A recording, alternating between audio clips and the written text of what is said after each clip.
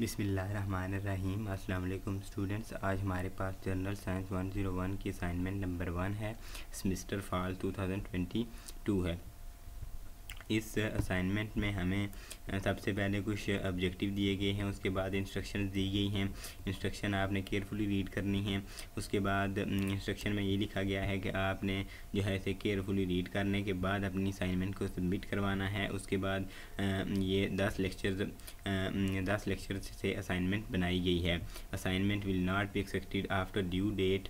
0 marks will be awarded to the assignment that does not open और file is corrupt. तो आपने इस चीज़ का भी ख्याल रखना है कि आपने जो फाइल सबमिट की है उसे आपने बाद में डाउनलोड करके चेक भी करना है कि वो ओपन भी होती है या नहीं होती। उसके बाद आप इसके the assignment file must be an MS Word docs file format. तो ये भी आपने ध्यान रखना है कि आप जो फाइल सबमिट करवा रहे हैं वो MS वर्ड फाइल फॉर्मेट में है या PDF में तो नहीं आप सबमिट करवा रहे। उसके बाद अगर आपने कोई भी इक्वेशन या कोई भी मैथ का कोई भी चीज़ लिखनी है तो आप मैथ टाइप और इक्वेशन एडिटर को यूज़ कर सकते हैं। उसके बाद 0 marks will be awarded to the assignment if copied from other student और कॉपीड फ्रॉम हैंड आउट्स और इंटरनेट।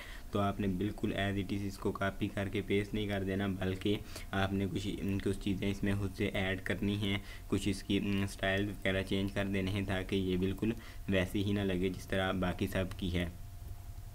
तो थोड़ी बहुत ही चेंजिंग आपने कर लेनी है।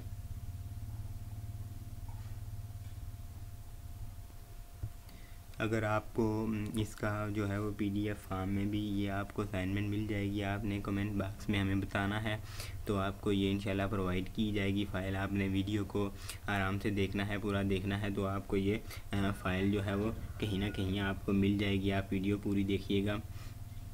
तो अब हम अपने क्वेश्चन की तरफ आते हैं। क्वेश्चन नंबर 1 है हमारा, define the term of efficiency and write its formula, does it have unit और dimension, briefly describe your answer. तो सबसे पहले हमने इसकी डेफिनेशन लिखनी है, उसके बाद इसका फार्मूला लिखना है और उसके बाद उसकी यूनिट एंड डायमेंशन लिखनी है अगर है तो ये हमारा फर्स्ट क्वेश्चन जो है वो कंप्लीट हो चुका है। उसके बाद क्वेश्चन नंबर 2 है, हमें दिया गया है हेयर ड्रायर। ये एक हमारे पास न्यूमेरिकल फॉर्म क्वेश्चन है तो आपने इसको सॉल्व करना है।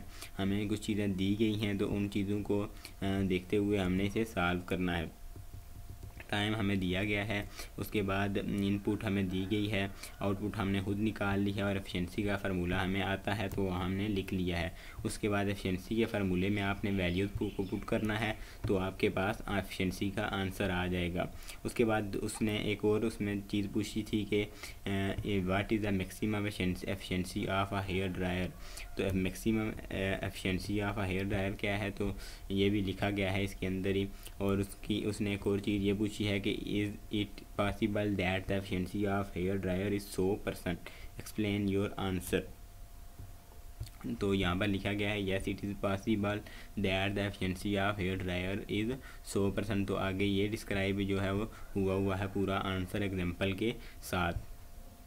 उसके बाद हमारे पास है question number 3, what is difference between heat energy and Carnot energy. A steam engine work on its वेक्सेंटी and 285 K heat is released with the help of 225-degree energy absorbed to the system.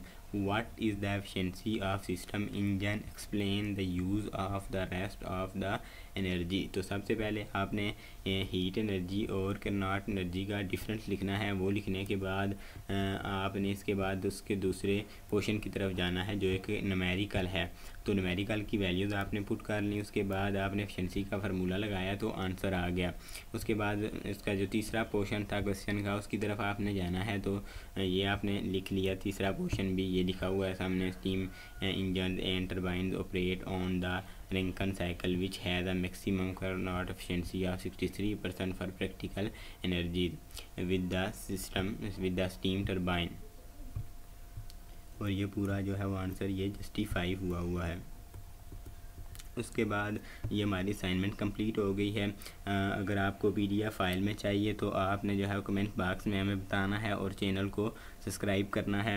Video को अपने दोस्तों के साथ भी share करें ताकि उन्हें भी ये असाइनमेंट मिल सके। शुक्रिया।